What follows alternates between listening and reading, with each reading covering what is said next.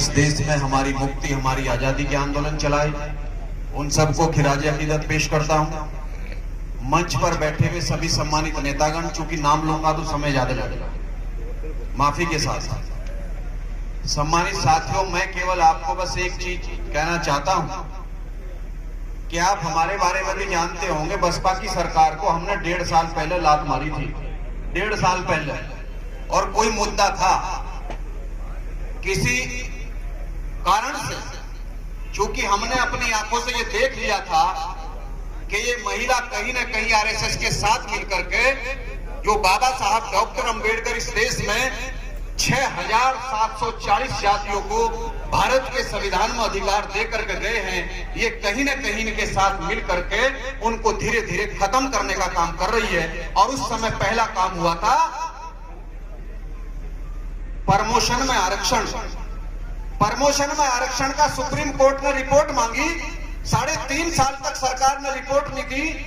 तमाम विधायकों को मैंने, बाकी को छोड़ दो, एससी वालों को समझाने की कोशिश की, लेकिन इतने बड़े बड़े उन्होंने अपने ऐसे लोग बना रखे थे, नॉन अम्बेडकरवादी और नॉन मिशनरी, कि किसी की समझ में ये नहीं आ रहा था कि कितना बड़ा नुकसान समाज का होगा। उस समय मजबूरी में हमें सहारनपुर से आंदोलन शुरू करना पड़ा, पूरे पश्चिम उत्तर प्रदेश में आंदोलन खड़ा किया, और मेरे जैसा आदमी जिस पे 151 और 107-16 भी नहीं थी, हमारे ऊपर भी मुकदमे लिखवाने का काम हमारी सरकार ने कर दिया। और वो सारा इसलिए हो रहा था कि आरएसएस के लोग उनके सलाहकार थे, और मान्यवर काशीराम साहब की ये जिंदगी की सबसे बड़ी भूल थी। मैं ये बात आपको इसलिए बता रहा हूं कि इस चुनाव को मेयर का चुनाव मत समझो भाई, इकबाल आपका ही भाई, अरे जिस पार्टी से 2-2 बार एमएलसी, उसका भाई एमएलसी, आज पूरा परिवार अंदर, और वो पार्टी उसके लिए एक शब्द नहीं बोल सकती, तो कौन सी कयादत और कौन सी लड़ाई की बात कर रहे हो? आपको कौन सुरक्षित रहने देगा अगर आप लोग सोच समझ करके फैसले लेंगे? हमने इकबाल से एक ट्रॉली रेत नहीं ली, हमने उनके चुनाव में उनकी मदद की, लेकिन हम वो स्वाभिमानी लोग हैं कि कभी हाथ फैलाने का काम नहीं करते।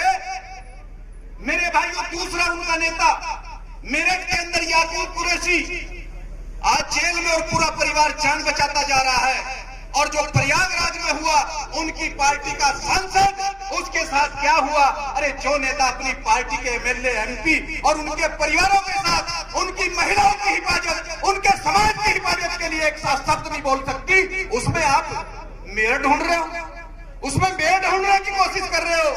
मैं दावे के साथ कह रहा हूं कि मान्यवर साहब काशीराम एक साइंटिस्ट थे, उनके जिंदगी की सबसे बड़ी भूल अगर कोई थी तो बहन मायावती थी।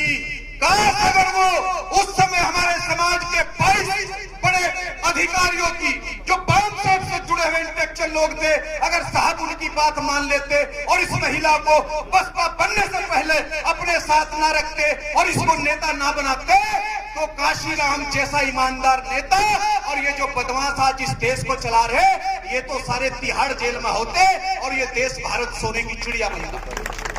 75 सालों में हमारा देश इतना लूट लिया, अगर 30 बैंकों का सारा पैसा भारत में आ जाए तो जो बच्चा रात पैदा हुआ है उसके हिस्से में 8.5 करोड़ रुपए आते हैं।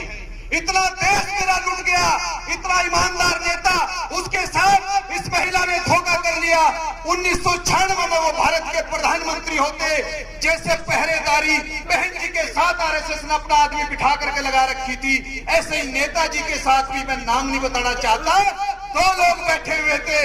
अगर उधर वो 2 न होते और इधर मिश्रा न होता तो मुलायम सिंह जी भी देश के प्रधानमंत्री होते, काशीराम जी भी देश के प्रधानमंत्री होते, चौटाला देश के प्रधानमंत्री होते, अकाली देश के प्रधानमंत्री होते, और ये देश आपके और हमारे लोगों के हाथ में होता।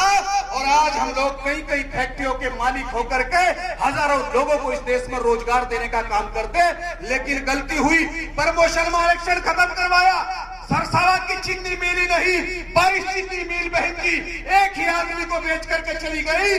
2000 करोड़ की मिल 1200 करोड़ में इस तरह से देश को लुटवाया। उससे पहले भी यही काम चला।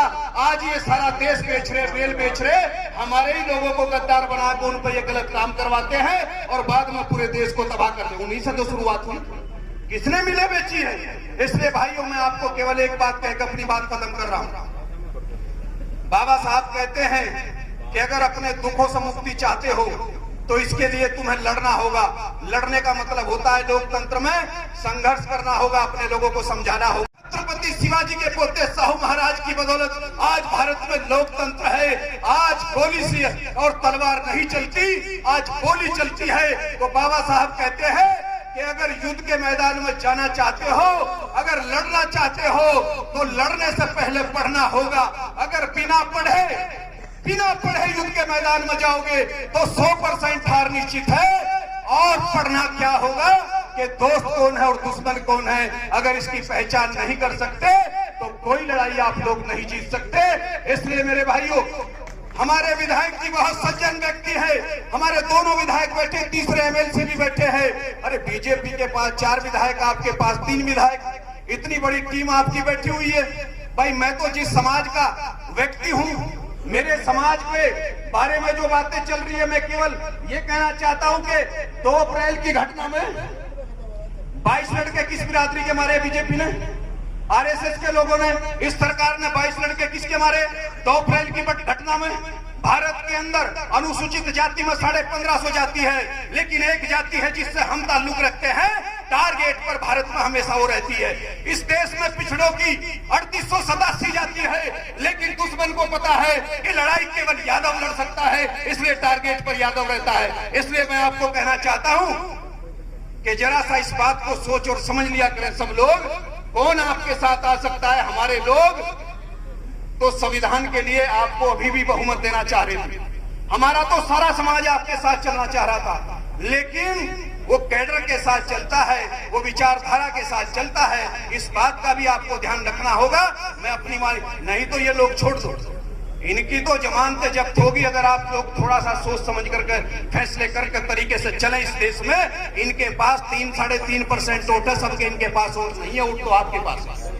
मैं अपनी वाणी को विराम देता हूं और इस गारंटी के साथ जिस बूथ पर हमें लगाया जाएगा, और हम किसी भी ऐसे बूथ पर काम नहीं करेंगे जिसमें मुस्लिम वोट हो, जहां ये न तय हो पाए कि ये वोट किसका था। मैं गारंटी और चुन्नती को स्वीकार करने वाला आदमी हूं। मैं किसी दलित बूथ का आपको रिजल्ट दिखाऊंगा। मैंने आशु मलिक जी आपके चुनाव में भी काम किया, हम नाहिद भाई का भी चुनाव लड़वाने के लिए गए, हम तो करहल तक गए, स्वामी प्रसाद मौर्य जी के भी चुनाव में गए, और जिन बूथ को हमने लिखा हम उसका रिजल्ट मिलान करवाते हैं। मैं अपनी वाणी को विराम देता हूं। जय भीम, जय समाजवाद। वीडियो आपको कैसी लगी कमेंट बॉक्स में हमें जरूर बताएं और पब्लिक फैसला न्यूज़ को लाइक, सब्सक्राइब, कमेंट करना ना भूलें।